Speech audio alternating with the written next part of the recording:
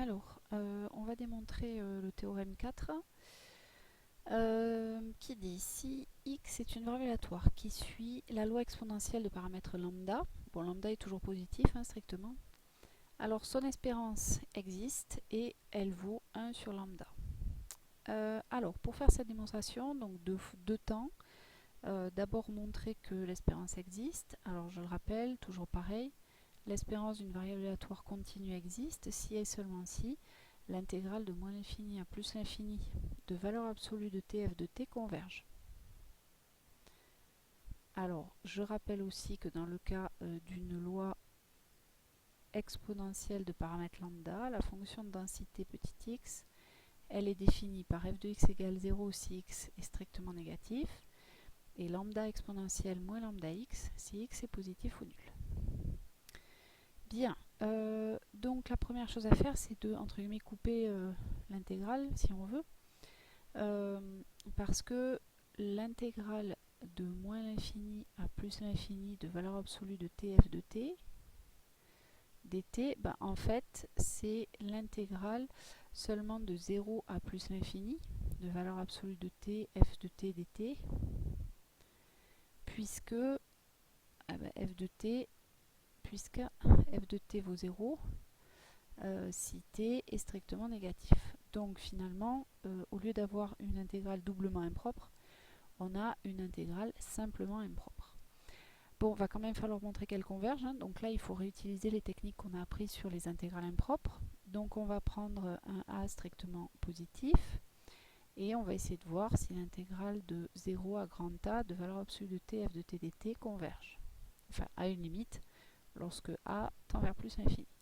Alors, là on peut déjà remarquer qu'on va pouvoir se débarrasser de la valeur absolue, parce que si on est sur l'intervalle 0a, intervalle inclus dans R+, donc la valeur absolue de t, c'est t, et comme f est positive, sa valeur absolue, bon, ça, il n'y a pas le choix, c'est elle-même. Donc ça nous fait l'intégrale de 0 à a, finalement, de lambda t exponentielle moins lambda t dt. Bien. Alors, pour faire ce calcul, pour pouvoir le continuer, ce calcul, on va faire une intégration par partie, parce qu'on n'a pas de primitive facile de t exponentielle moins lambda t, c'est pas du tout de la forme u'. Donc on va reprendre les méthodes que l'on a vues sur l'intégration sur un segment.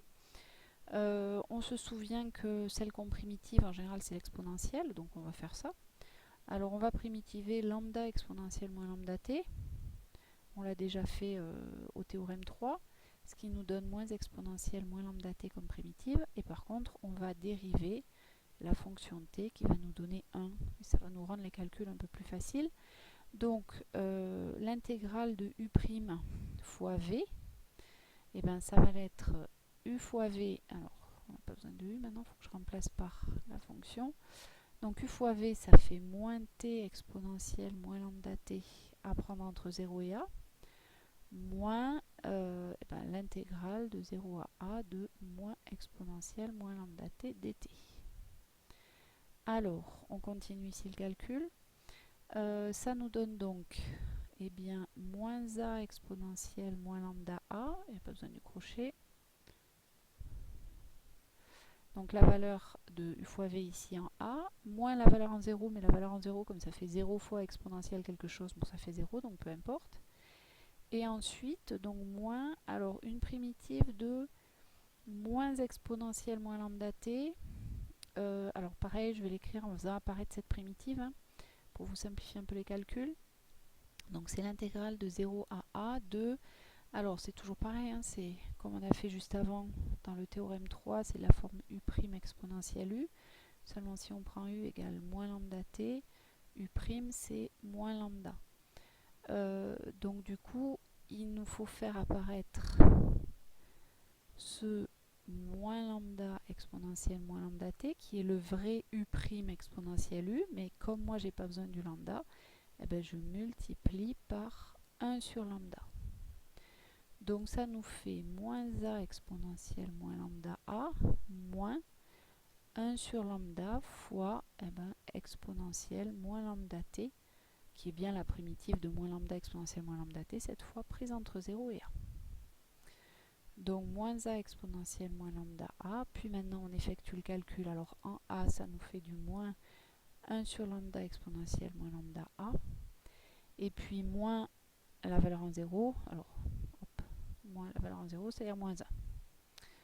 Et quand on arrange tout ça, ça nous fait du moins a exponentielle moins lambda a, moins 1 sur lambda exponentielle moins lambda a, plus 1 sur lambda.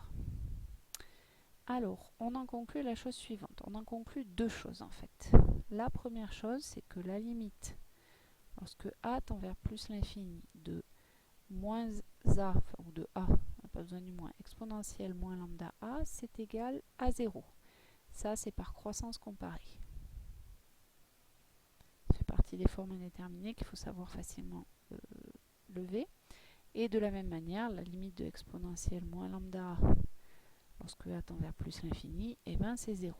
Donc, la limite de l'intégrale de 0 à a lorsque a tend vers plus l'infini de la valeur absolue de t, petit f de t, enfin il n'y a même pas besoin de valeur absolue du coup, hein, dt, et ben ça fait 1 sur lambda, ce qui nous reste ici.